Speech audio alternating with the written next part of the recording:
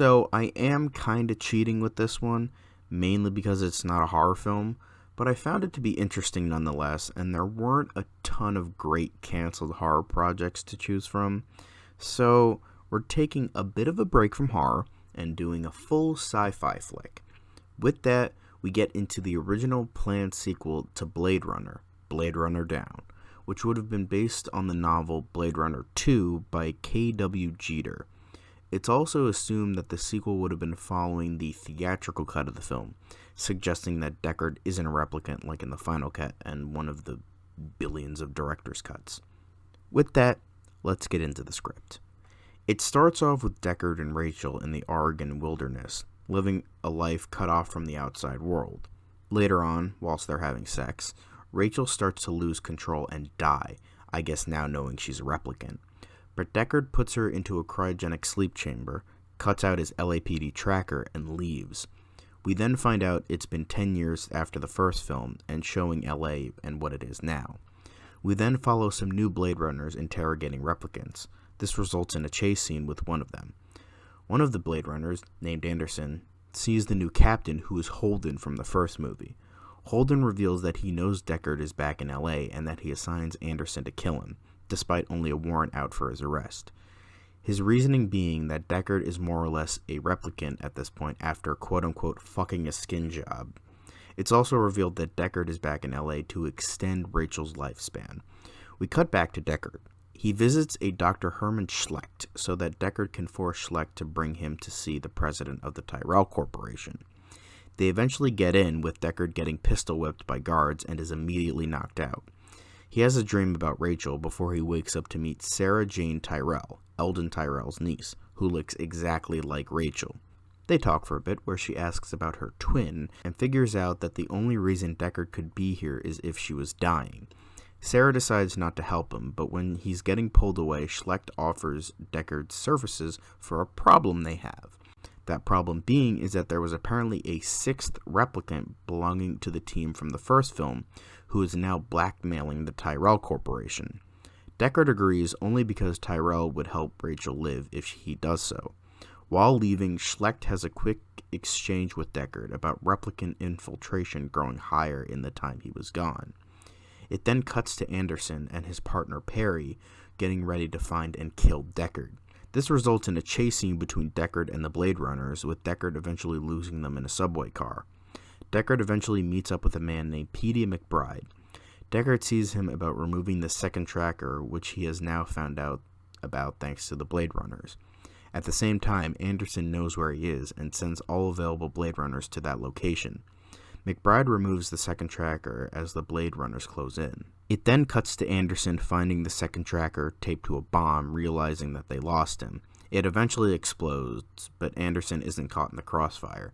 He then threatens Deckard by shouting in all directions. It then follows Anderson for a bit, and he tells Holden he failed for the time being, and he visits Sarah Tyrell, telling her that he knows Deckard is back in LA. Cut to Deckard trying to see Sarah. She tells him that they know he's been to the Tyrell Corporation. He needs a place to stay, but she denies him, stating it's too risky. Cut back to Anderson talking to his family, developing the character a bit and such. Back to Deckard, who is now investigating the apartment of J.F. Sebastian. At the apartment, he sees vagrants getting drunk and high. Deckard threatens them to leave, and they do so. Deckard grabs some money and decides to sleep there. He has a dream about the events of the first movie. It's intercut with Anderson having his own dream, but it's just flashes of images with no coherency. Deckard's is about a cabin burning down and Rachel being taken by the LAPD. He wakes up. He starts investigating in the apartment and gets an idea from the photos Tyrell gave him. Cut to Anderson, who orders Perry to put officers on Deckard's apartment. Deckard sees the officers in front of his old building and speeds away. Deckard steals a police officer's uniform after knocking the guy out. He enters police HQ. He uses the Esper machine to get a better look at the photos, which are of Isidore's heart, which was cut out of him and used as a threat to Tyrell.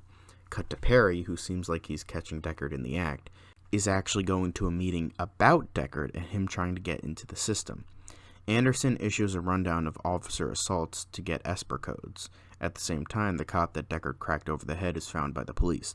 With that, Deckard's access to the machine is revoked, and he can't get the original photos of his heart, but manages to get a new one, so he leaves. Anderson finds that he's still in the building, so he seals all the exits. Deckard is stuck inside, so he decides to go to the captain himself, who he finds out is Holden. They talk. Deckard convinces him to open the doors, and he proceeds to rip out Holden's breathing tube. Perry sees the doors open with orders from the captain. He phones Anderson. He goes to the office, helps Holden, and he asks where Deckard is. Anderson leaves and eventually sees Deckard. He fires some shots, but he misses. Results in a chase scene in the station. The chase scene results in Anderson being ordered to let Deckard go, and Deckard finding himself in what looks like an abandoned subway tunnel. It turns out it's a transportation tunnel for replicants.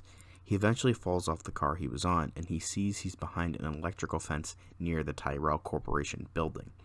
Cut to Sarah going to her uncle's old apartment, and she finds Deckard there. They talk. It's revealed that Sarah knows that the replicants can feel as close to humans because colonists on other worlds want human slaves, and Tyrell has to supply them. Sarah tries to seduce Deckard, but he leaves her and goes to bed. The next morning, Deckard goes back to McBride's place to ask him about the heart, which leads him to Animal Row.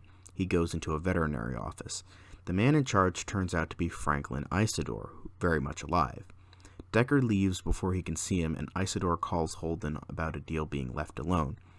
Cut to Anderson trying to read the case files on the Nexus 6s from the previous film, but his access is denied. It cuts back to Deckard, who is now outside the veterinary hospital staking it out. At the right moment, he steals an animal from a vendor and goes back to the hospital. They eventually just turn him away again, but Deckard gets what he came for anyway. Deckard is then taken by someone in an alley. They ask questions from the VK test to see if he's a replicant, and it turns out the person doing the test was employed by Isidore. Eventually, it's shown that the room Deckard is in is full of replicant sympathizers. Deckard demands to see Isidore, stating that he's dying and he needs help. Deckard finds out that Isidore is the man in charge, and the rep Sims find out that he's a Blade Runner. We then cut to Isidore and Deckard alone. They start talking, and Isidore states that he had a deal with Holden to be left alone. Deckard asks about Rachel and states he's not a Blade Runner anymore. Isidore reveals that she was the first Nexus 6 he created with Eldon. Deckard reveals that she's dying, and Tyrell can only fix her if he finds that sixth replicant. Isidore laughs. It turns out he's the blackmailer, and he cut out his own heart and eyes to send to the Tyrell Corporation. Isidore tells Deckard to ask Holden about the sixth. Cut to the police headquarters. It has Anderson going down to some maintenance tunnels blocked by some armed guards. He leaves and goes back to the locker room where the chase scene happened and climbs through the hole that Deckard shot away. He sees the transport tunnel that Deckard saw, but starts going down a bit. He sees replicants being treated like animals, and sees one that looks like a carbon copy of himself. That puts him into a shock. Cut to Isidore's lab. Deckard states that he needs to make a call, but Isidore doesn't want to be traced back there. It cuts back to Anderson, who isn't the same. He's still in the locker room when Perry sees him. Anderson points to a scar, asking how he got it because he doesn't know. He then shaves his head and goes to Holden's office looking for answers, even though he already knows them. He then cuts his forehead and paints the number 666 on his forehead. He then rips out Holden's breathing tube after he tells him about Isidore, and then shoots Holden in the chest. Cut to the police armory. Anderson is given a gun by the weapons officer, and Anderson proceeds to shoot him, as well as gathering more weapons.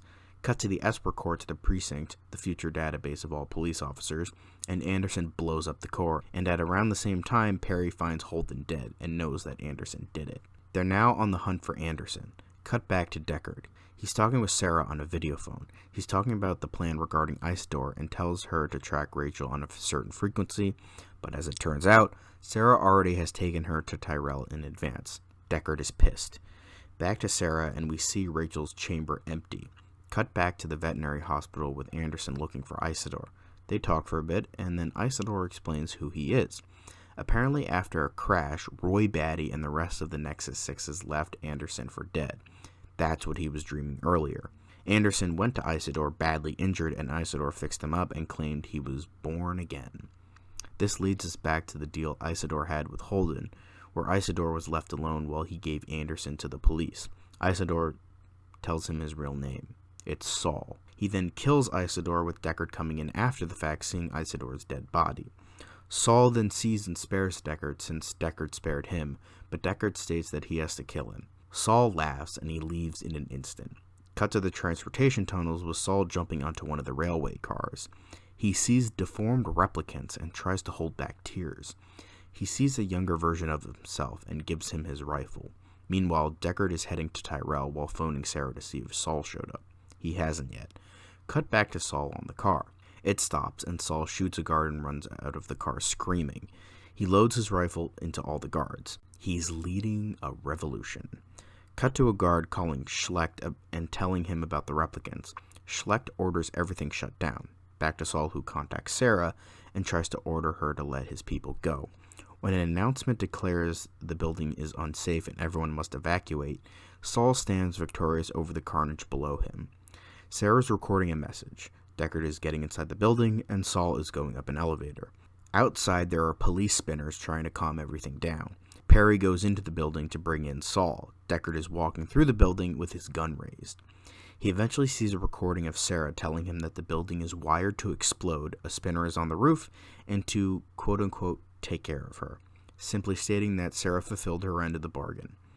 Deckard walks into her bedroom and sees Rachel on the sheets. She wakes up and sees him.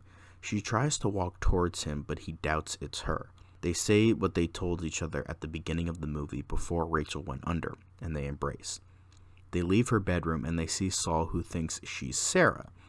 Deckard plays the message, but Saul doesn't care and is about to shoot when Perry arrives and breaks his concentration. Saul starts shooting, but Rachel voice commands the doors to shut, because being Sarah and all.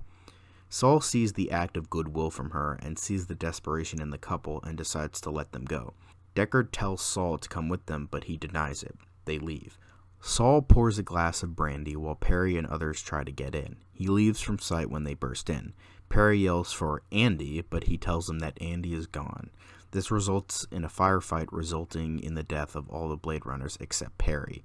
Deckard and Rachel take off in the spinner. Saul and Perry have a moment, as well as there being a reference to the Tears in Rain monologue from the first film. They fight mano a mano. The building starts to explode. Perry dies, and Saul has some moments of reflection by himself. Then Saul screams into the heavens as the building implodes in on itself. In the final moments of the script, Deckard and Rachel are leaving the city under new identities. So, that was Blade Runner Down, and I thought it was a genuinely very good script. I liked the story. It felt more connected in tone, ideas, and themes to the first one than 2049 did. Yet, I still really liked it. I'm not the biggest fan of the original Blade Runner. I don't hate it, I just couldn't get into it. I never really cared for Deckard as a protagonist. I thought he was too unlikable for me to connect with him as a character. Maybe that was the point, I don't know, that's just how I feel. However, here, he's much more human and feeding more so into the idea that he's in fact human and not a replicant. But due to the fact that this more so adapts the second novel, where Deckard is a clear-cut human like in the original source material, that's probably why. But with that, I thought he was a good protagonist here. I thought Anderson/Saul was a good antagonist, even though his turn from ultra-bigoted human to ultra-bigoted replicant was very rushed and not paced very well. I feel as though some parts of the script were tonally off from other parts of the script. It just felt off at some points, and I can't really explain it. But with that, I thought it was quite good. It would have been an interesting film to see, but with that, we wouldn't have gotten the amazing, superior successor to Blade Runner with Blade Runner 2049. With that, though, there is the possibility that Blade Runner Down did inspire 2049 in some ways, like with following a new Blade Runner who's actually a replicant and following a mystery regarding him, but the difference being he knows he's a replicant. In Blade Runner Down, though, I did think that both storylines were pretty interesting, even though I felt Anderson's subplot started a bit boring. But despite this, I genuinely thought it was a great script, and it would have made for a good, interesting sequel. With that, I'll see you tomorrow.